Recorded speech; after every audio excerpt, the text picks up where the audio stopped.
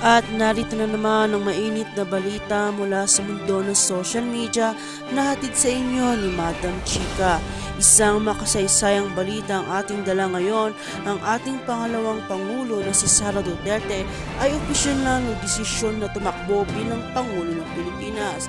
Sa kanyang pahayag, sinabi niyang handa na siyang harapin ang hamon ng liderato at maglingkod sa bayan. Ngunit sa likod ng kanyang desisyon, inamin ni VP Sara na siya ay natatakot sa reaksyon ng taong bayan. Sa isang press conference, sinabi niya ang kanyang takot ay nakaugat sa mga inaasahang responsibilidad at mga hamon na dala ng posisyon. Ang puso ko ay puno ng pangarap para sa ating bansa, ngunit may takot din akong nararamdaman, anya. Dahil dito, naglaan si VP Sara ng oras upang makipag-ugnayan sa mga mamamayan. Nagdaos siya ng mga town hall meetings upang pakinggan ang saloobin ng mga tao.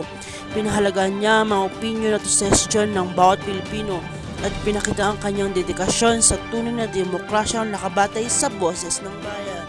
Samantala, tumanggap siya ng malawak na suporta mula sa kanyang mga kaalyado at mga leader ng komunidad.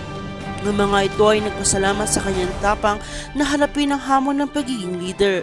Isa sa mga kaalyadong nagsabi, si VP Sara ay may kakayahan at puso para sa bayan. Tayo ay narito upang suportahan siya sa kanyang laban. Sa kanyang pagtakbo, naglatag si VP Sara ng mga plano at adhikain para sa bansa. Kabilang dito pagpapalakas ng ekonomiya, pagsugpo sa kahirapan at pagpakabuti ng sistema ng edukasyon. Aking pangarap na ang bawat Pilipino ay makamit ang magandang kinabukasan ayon sa kanya na nagpahayag ng kanyang malasakit sa kapakanan ng mga mamamayan. Sa kabila ng kanyang takot, nagpatuloy si VP Sara sa kanyang misyon.